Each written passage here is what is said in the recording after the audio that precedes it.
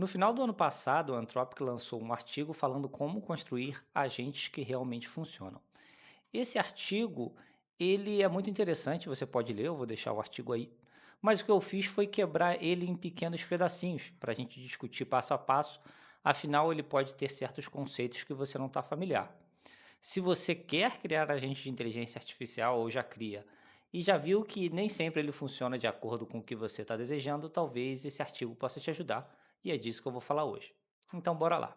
Na internet, você vê muita gente falando sobre agentes de inteligência artificial, mas se você reparar, eles sempre falam de um jeito muito na promessa. Isso porque pouquíssima gente de fato constrói.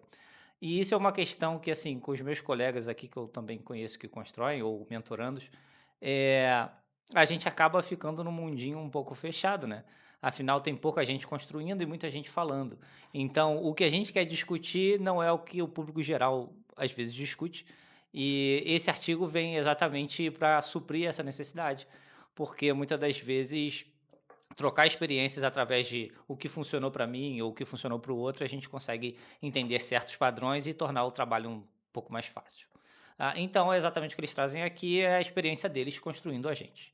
Ah, e a primeira coisa interessante aqui é que eles separam a ideia de agentes em dois tipos. Eles chamam de workflow e de agentes, tá? O workflow seria quando você tem um caminho pré-definido, por exemplo, você consegue saber exatamente qual caminho, que a sua solução precisa percorrer para é, trazer a resposta final. E o agente seria exatamente quando você não tem, assim, você não sabe exatamente quantos passos ele vai tomar antes de chegar à conclusão final. Então eles fazem essas duas separações e baseado nessas separações, eles fornecem, digamos, uma planta baixa para a gente poder usar, independente da ferramenta que você use aí, seja, sei lá, no code ou Python ou qualquer outra coisa. Mas vale ressaltar que provavelmente com ferramentas no code você vai ter dificuldade de implementar alguns padrões ou vai ter que fazer grandes gambiarras para funcionar, tá? Eles também discutem quando usar agentes ou não usar agentes, e isso é interessante porque é, existem casos em que você só tem que verificar, por exemplo, se é camisa, faça aquilo, se é calça, faça aquilo outro. Para esses casos, obviamente, você não precisa de agente. Então, para quando você tem casos mais abertos em que você precise lidar com inteligência, com linguagem natural, eles recomendam o uso de agente. E aqui é uma coisa interessante. Eu, hoje, assim, para os agentes que eu tenho colocado em produção, eu uso o LangGraph, tá? E ele fala muito intensamente sobre o uso de frameworks. Eles jamais falam sobre usar ferramentas, a ferramenta como N8N, assim, ele fala aqui dessa ferramenta que eu não conheço, de usar drag and drop. Então ele, assim, aconselha a não usar frameworks até você entendê-los bem. E isso é interessante porque cabe exatamente aqui, a gente vai falar do básico, que é a estrutura básica, que eles ah, são os blocos fundamentais para você construir agente. Então, o agente, ele nada mais é do que uma LLM, então você tem uma API lá, sei lá, do OpenAI, do Cloud, do Google, o que você quer, e você vai dar a essa LLM condição de recuperar informação. O que seria recuperar informação? Pode ser que você tenha informações sobre o seu cliente no banco de dados, por exemplo. Então, é um método de recuperar informação. Qual o outro método de recuperar informação? Seria uma técnica chamada RAG. Então, você, baseado nas informações que tem no seu banco de dados, você faz uma busca e responde ao seu cliente, baseado naqueles documentos que você tem lá. Ferramentas. Ferramentas podem ser diversas, por exemplo, mandar um e-mail para alguém, né? Então, você dá à LLM a capacidade de mandar um e-mail. E memória pode ser exatamente a memória de curto prazo, então você vai ao longo da conversa e guarda ali as informações daquela sessão, ou pode ser uma memória de longo prazo, por exemplo. Você guarda o histórico das conversas, então se você precisar do histórico da conversa e fornecer isso para o seu cliente, você tem condições de ver toda, sei lá, o que ele conversou na semana passada e fornecer essa informação para ele. Então, só esse é o bloco básico. A partir desse bloco básico, você vai começar a construir seja o workflow, seja o agente. E o que eles falam muito sobre isso aqui é manter transparente a comunicação entre a LLM e assim, os blocos básicos. Por quê? Aqui pode ocorrer vários erros, tá? Então, se você não sabe exatamente como a LLM chama cada uma dessas pecinhas aqui, pode ser que a sua solução não vai funcionar como você queira, e isso ok, enquanto você está desenvolvendo, mas o problema é que você não vai ter condições mínimas de melhorar a sua solução, de debugar quando algo der errado, e a lei de Murphy aqui se aplica. Se algo pode dar errado, vai dar errado, é assim que funciona software, e é por isso que a gente se mantém construindo e melhorando o que a gente faz, porque nenhuma solução é perfeita, tá? E isso é uma coisa interessante, tá? Vou fechar nesse ponto aqui. Se você está construindo com ferramentas no-code, low-code, e tem a ideia de que eu não preciso de código, o que você está fazendo aqui é software, tá? Só que você está fazendo através de uma interface. Mas as regras que se aplicam no código ou no mundo da engenharia de software se aplicam aqui e é saudável para você conhecer. Você não precisa, se você não quer aprender a codar, tudo bem, é a sua escolha. Mas você precisa aprender as regras gerais para você poder, de fato, criar soluções que funcionem. Senão você vai criar um monte de amontoado e quando der problema, você sabe que você vai ficar na mão. Então, é isso que a gente quer evitar. E agora a gente vai falar do primeiro padrão, que é muito interessante, que é o workflow, encadeamento de prompts. Tá? Se você não está familiar com essa ideia, é o seguinte, quando você vai usar lá o ChatGPT, você só tem o ChatGPT, correto? Ele responde à medida em que você manda uma pergunta. Teoricamente, a gente está lidando só com um LLM, com um único LLM.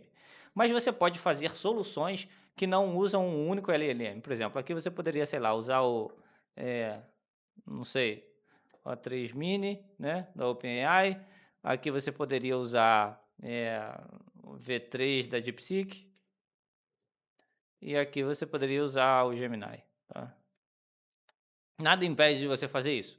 E o que você faz é exatamente encadear prompts, ou você pode usar o mesmo modelo ao longo do caminho.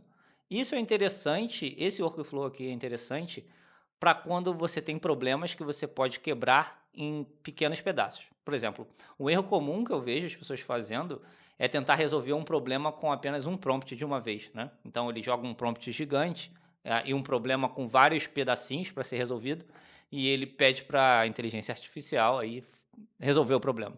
Acontece que, pela própria natureza dos modelos de linguagem natural, ele acaba perdendo eficiência ao longo do trajeto.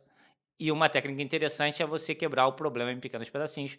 Resolve esse problema aqui, passa a resposta para o próximo LLM, ela resolve o problema que ela foi criado para resolver, o prompt que ela foi criada para resolver, passa para a próxima e entrega a resposta final. Ronald, como isso funciona na prática? Vamos lá. N8N. Deixa eu tirar esse cara aqui, porque eu tinha criado antes para mostrar uma coisa aqui para vocês. Eu vou chegar lá daqui a pouco.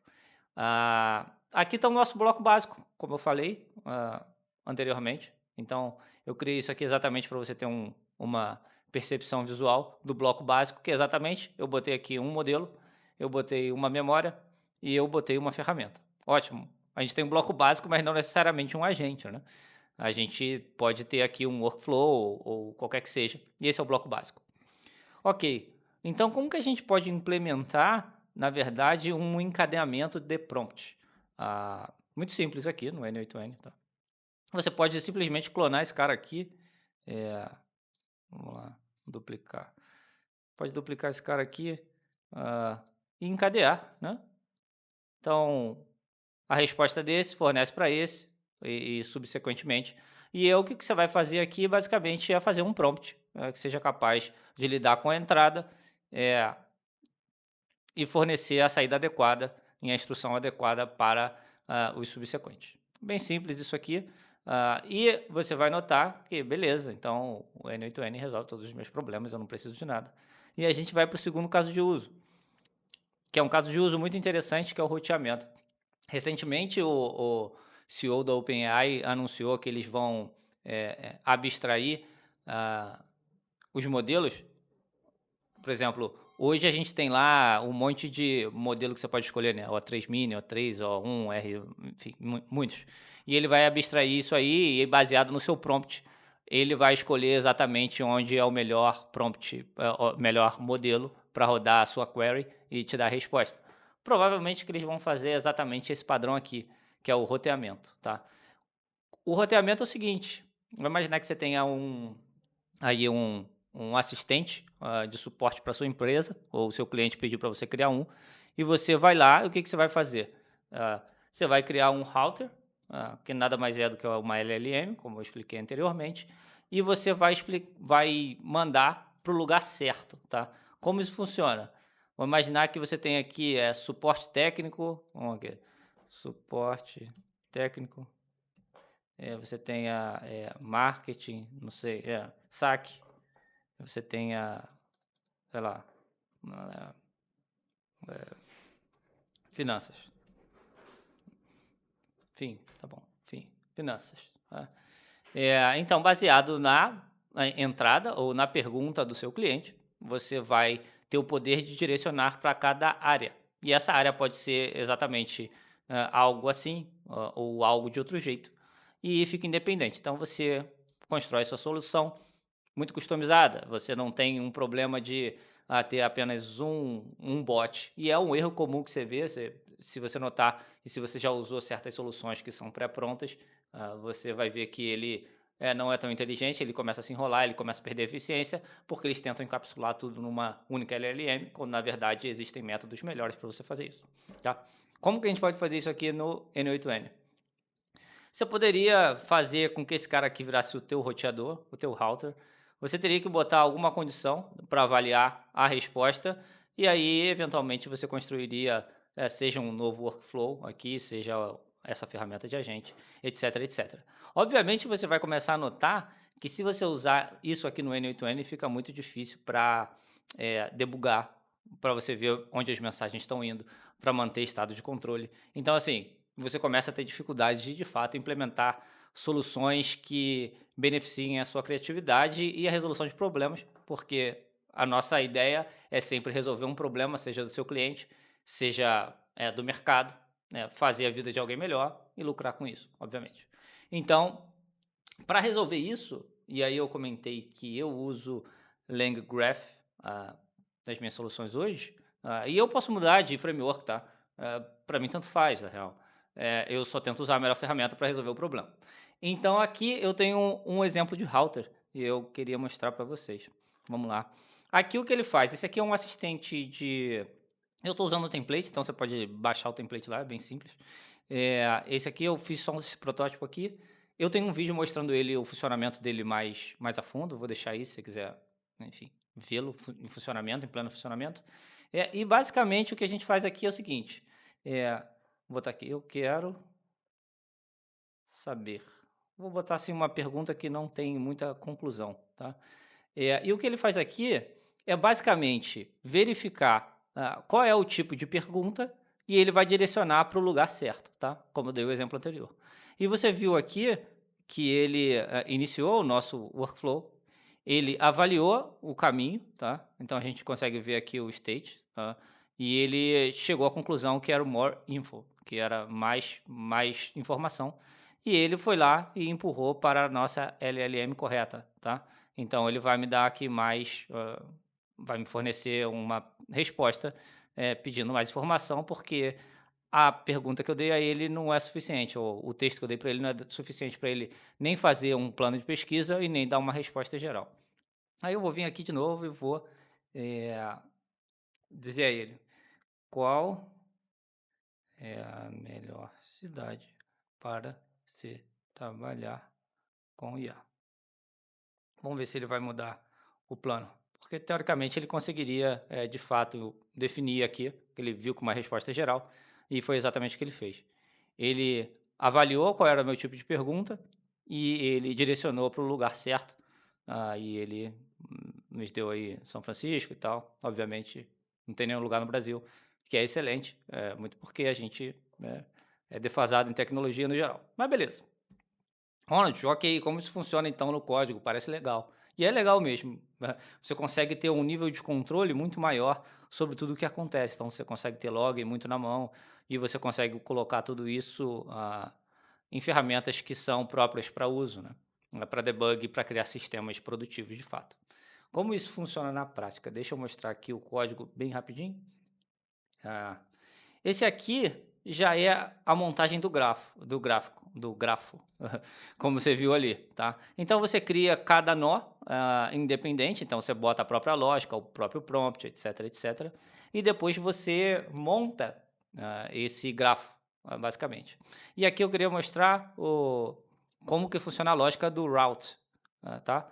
Então, baseado na resposta que a gente obteve ali, ele tem três estados aqui possíveis no type, que é exatamente o meu prompt. Eu construí o prompt para falar assim, ó, se for pergunta geral, diz que o type é technical. Se for criar um plano, diz que, enfim, e aí assim sucessivamente. Então nada mais é do que um if else aqui. Então, baseado em cada um, ele vai chegar lá, vai pegar o que a gente precisa e vai encaminhar para o lugar que a gente direcionar, o que ele direcionar, na verdade, né? Então a gente está dando uma capacidade de decisão baseado num critério claro, tá? Então é assim que funciona. Bem simples, né? Mas faz maravilhas, é bem interessante esse padrão, né? E ele vai ser cada vez mais usado para resolução de problemas. Sem mais enrolação, vamos para paralelização. Qual é o objetivo disso aqui? Você pode distribuir um problema grande em diferentes LLMs ao mesmo tempo. Isso pode ser interessante porque você pode ganhar muita velocidade. Existe um outro objetivo disso aqui, que é o seguinte: você tem um problema, vamos imaginar que você pergunte qual é o melhor, sei lá, piloto de Fórmula 1 de todos os tempos, e você mande para 3 LLMs diferentes, e cada um tem uma opinião, sei lá. E aí você faça uma votação aqui no agregador. Então, vamos imaginar que 2 votaram em Ayrton Senna e uma votou em Michael Schumacher. Então, você decide aqui no agregador que quem tem mais voto ganha. Ou algum outro critério que você queira. É interessante para esses casos em que você precisa aumentar o nível de confiança da sua resposta. Então, guarda esse aí porque você vai usar bastante, dependendo do seu caso de uso. Orquestrador e trabalhadores. Esse caso de uso aqui de workflow, ele é parecido um pouquinho com esse aqui, só que a diferença é que o orquestrador decide quantos trabalhos fazer aqui, tá? E por que isso? Como isso funciona? Provavelmente você já conhece o Deep Search da OpenAI. Eu acho que o Perplexity também tem algo parecido agora, né? Então, vamos lá, imaginar que você queira fazer uma pesquisa de mercado de ações do, sei lá o quê, do Zimbábue, tá? Então, você vai precisar de uma pesquisa, correto? Ou você está fazendo um documento jurídico e você precisa pesquisar, sei lá, casos parecidos, etc, né? Então, para cada caso de busca, por exemplo, vamos imaginar que você buscou, você achou um caso interessante, e aí você volta com a pergunta para cá, ou você volta com a informação. E ele vai falar assim, pô, mas então tem outra coisa para eu pesquisar. Então ele vai ficar nessa de pesquisar, e ele vai criando tarefas conforme necessário. E no final, você tem algo para sintetizar todas essas respostas ou todas essas pesquisas e criar sua resposta final, que é exatamente o que eu faço aqui no... Cadê o meu cara? Que é exatamente o que eu faço aqui nessa parte, tá? Então você vê que eu já combinei 2 técnicas aqui diferentes e é exatamente assim que funciona. Você pega diferentes técnicas, combina e resolve o problema de maneira única e é exatamente aí que está o valor, tá? Então ele cria um plano e ele começa a fazer pesquisa e vai e volta, e vai e volta, e vai e volta. Ele cria quantas pesquisas precisar e no final ele gera a resposta final. Beleza? Então, show de bola. Vamos lá. Avaliador otimizador. Esse eu gosto muito porque ele tem muitos casos de uso, muitos mesmo. Um problema que a gente tem com o LLM é que nem sempre a resposta é consistente e muitas das vezes a resposta não é consistente de primeira ou não é boa o suficiente de primeira. Para mitigar isso, às vezes a gente manda, né, um comando, ele dá uma resposta e fala assim, cara, essa parte aqui não tá legal não, troca e tal. Então é exatamente isso aqui que você pode fazer e você pode fazer dos 2 modos. Você pode criar uma segunda LLM para avaliar a resposta da primeira e se a resposta não está adequada com uma regra que você criou, obviamente você tem que ter regra, não é, né? Cara, pensa aí, você já é maduro o suficiente para saber que a inteligência artificial não funciona assim. E se você ainda acredita que é algo mágico e tal, aconselho você a acompanhar de fato e construir, principalmente, e você vai ver que ela é algo maravilhoso por um lado, mas ela tem as dificuldades dela do outro. Então, você pode usar uma LLM para dar o feedback e corrigir e voltar a construir a solução, ou você pode pedir um humano. Essa parte aqui é muito interessante, se você já usou alguma ferramenta como, né, Cursor, Windsurf, eu tenho usado muito o Windsurf agora, tenho feito uns testes, tem sido legal. Você, por exemplo, construa para mim uma função que retorne uma soma de 2 números inteiros, né. E aí ele vai começar a fazer a função que retorna os números, e ele vai bater no lugar e vai falar assim: "Cara, tá ok, isso aqui? Deseja que eu prossiga?". E é exatamente isso aí, se você falar assim: "Não, cara, eu não gostei dessa função, porque X", ele vai refazer a função e vai te perguntar novamente. E esse é um uso muito interessante para qualquer solução, do mundo real. Muito porque vamos imaginar que você tem aí que tem que fazer um documento jurídico, por exemplo, né. É, você tem os dados iniciais do cliente, do processo, sei lá o quê, você deixa aquilo rodando automaticamente, você manda a mensagem para o advogado sênior, ele vai olhar e vai falar assim: "Pô, essa petição, sei lá, não tá boa o suficiente. Olha esse ponto aqui. Volta para a LLM, ela vai fazer o que tiver que fazer, manda um e-mail para o cara olha de novo. Ah, tá bom, agora sim, e segue em frente. Então essa é a parte muito interessante, do uso de avaliador otimizador. E eu gosto muito dessa técnica aqui. Essa técnica aqui do humano, a técnica na verdade se chama humano no loop, e ela é uma técnica, que vai ficar mais famosa aí com o passar do tempo. Eu botei aqui errado, tá? Vamos lá, deixa eu corrigir isso aqui. Corrigir ao vivo, agentes. E finalmente, a gente chega no que eles chamam de agentes. E agentes, basicamente, são uma mistura de tudo que a gente viu até agora, só que o grande lance é que esse cara aqui controla o fluxo. Então, por exemplo, o caso clássico é o chatbot, né? Então, a gente entra lá, a gente não sabe exatamente quantos passos a gente precisa para resolver o problema, a LLM fica interagindo com o ambiente, e o ambiente são as informações que você dá para ele, o prompt, e os dados que ele tem acesso à informação, ferramentas, etc, etc. E fica no loop aqui com o humano, eternamente, se necessário, ou até a janela de contexto estourar, e dar a resposta.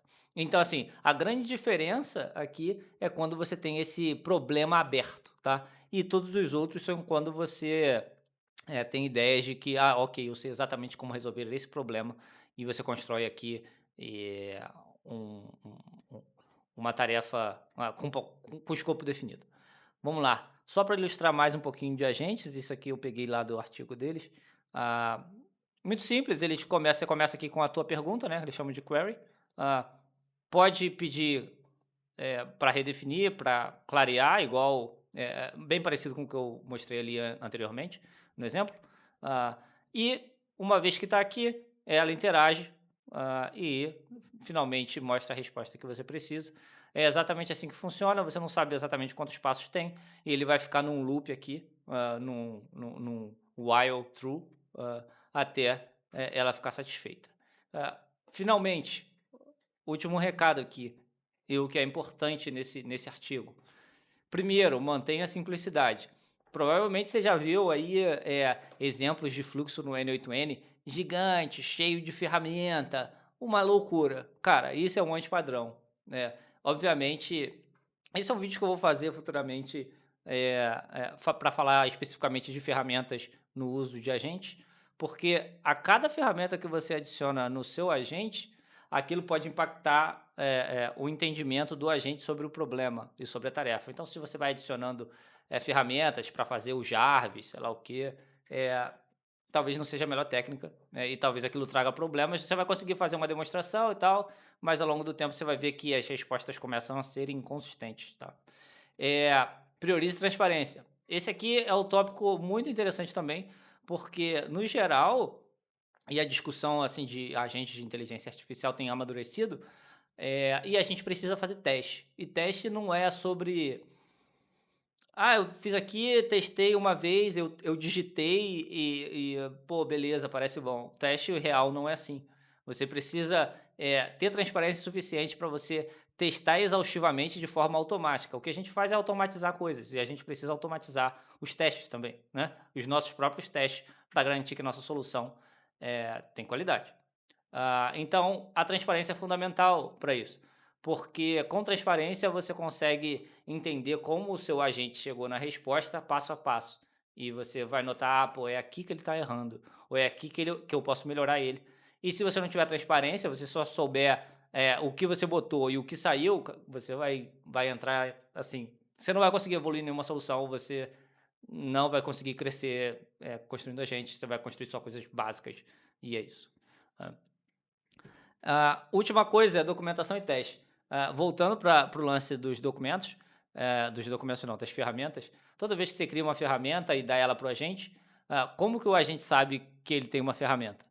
Exatamente através de documentação. Se você usa Python, por exemplo, você pode fazer uma docstring dentro da função que você criou o agente, e o agente vai entender que ele tem uma ferramenta e aquilo vai ser injetado no contexto, no prompt. Então, documentação é algo muito importante e você vai ter que passar a pensar como a LLM funciona. Então, você não adianta escrever uma documentação necessariamente super rebuscada. Você vai ter que fazer um certo prompt engineer na hora de criar suas ferramentas. Isso é interessante. Tem um anexo nesse artigo sobre isso e se você tiver interesse eu posso falar também sobre isso mais um pouquinho. Então é isso, o vídeo de hoje. Cobri bastantes tópicos. É um assunto interessantíssimo porque, independente da ferramenta, independente do framework, independente do que você prefira, tem lições úteis aqui. Eu espero que você tenha tirado proveito desse assunto geral. Meu nome é Ronald, eu falo sobre inteligência artificial, negócios e tudo que envolve esse tipo de assunto de uma maneira prática e real. Eu não sou um entusiasta de inteligência artificial, eu sou de fato uma pessoa que constrói no dia a dia. Então, se você gostou do conteúdo e gostou da minha perspectiva, né, sobre isso, se você está cansado da perspectiva alarmista sobre todo esse assunto, eu te convido a ficar aqui no canal. Aí eu tenho vídeo toda semana sobre o tema. Abraço.